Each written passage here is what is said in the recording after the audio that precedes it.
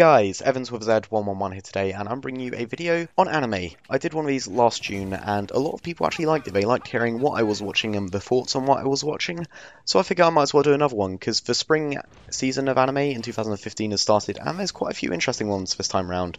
So I'm watching about 6 or so, I would say, and the first one that I will mention is, I dread to pronounce this, I'm going to absolutely butcher it, Anatsu Kyushitsu, which is basically about an alien that is saying he's going to destroy the Earth in a year's time, and he's placed as the teacher of a classroom. That sounds like a very typical anime plot, or in terms of craziness anyway.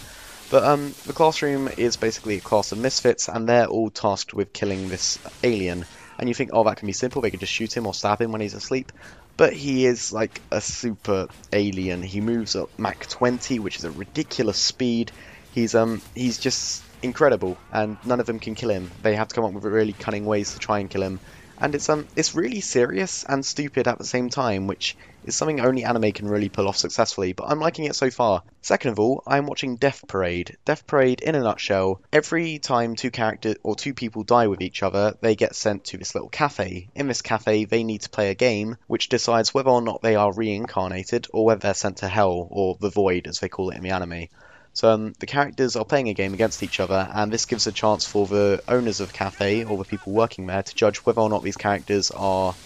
they're basically arbiters, so they judge whether or not which one is good and which one is bad, and then they make that decision based on that. So if a character, say, lies to the other, or cheats on the other, or acts mean in order to win the game, in the hope that they'll get reincarnated, then they end up going to hell. So it's interesting. There's a lot of moral questioning in that anime, and that's why I'm liking it. Third of all, is actually an OVA. It's only 3 episodes long. One episode was aired 2 months ago, and one episode was aired like a week ago, and the next one, God knows when it's going to be aired. But it's called Imawa no Kuni no Alice, which is basically Alice in Borderland, I believe is a translation. And this anime is about 3 characters who get sent to a alternate world where, in order to stay in that world, you need to extend your visa, and in order to extend that visa, you need to play games. These games often involve staking your life and putting it at risk. So basically every game involves a lot of characters dying, but they're all competing to extend how long they can stay in that world. It's very interesting simply because the games are clever, and it's really well done, and it again, it presents moral complexity as to who the characters are and what their goals are and what they're trying to do, and why they even want to extend their visa in a world where basically you're running from death every day. So I've only seen 2 episodes of that, but the 3rd and final one is going to be aired hopefully sometime soon. Now, it's going to get better from here on, I promise, because the next one is Kiseiju, also known as Parasyte. Now, this anime is probably one of my favourite of this season, and it's honestly up there in the ranks of the favourite of all time. It's an anime about parasites that invade the Earth, or they might even have been made on Earth, we don't know yet. But the parasites infest human beings and then basically get in their brain and then control these human beings. So they look like human beings and they more or less act like human beings, but they can transform into deadly aliens that kill everything and need to kill each other, or they preserve themselves over anything else. They're completely selfish as humans. But the main character had a parasite try and get in its head, but he managed to stop it, and it ended up getting stuck in his arm. So now he can think as a human being, but he has an alien stuck in his arm. So there's this human being who's scared and like completely confused the fact there's an alien in his arm, and there's the alien in his arm which is just trying to survive and stay alive, so he needs to work with a human being. So there's a lot of so it's like a really bad buddy movie. No, it's good because they have completely conflicting intentions, but ultimately both of them want to survive. Just the way they go about doing it are completely different. And the main character, the amount he's changed from the beginning to where he is now is crazy, and I love it when characters change in anime. That's what I love about Kise right now. Now, next one is Tokyo Ghoul. It's like square root R or something like that. It's basically season 2 of Tokyo Ghoul. Tokyo Ghoul was a great anime. Again, it had a lot of character change, and it focused on Kaneki, the main character, who again, from beginning to end, he changed a lot. And how he changed at the end of season 1, I won't spoil it, but something crazy happened to him. And seeing how he is now in season 2 is insane. I absolutely love him.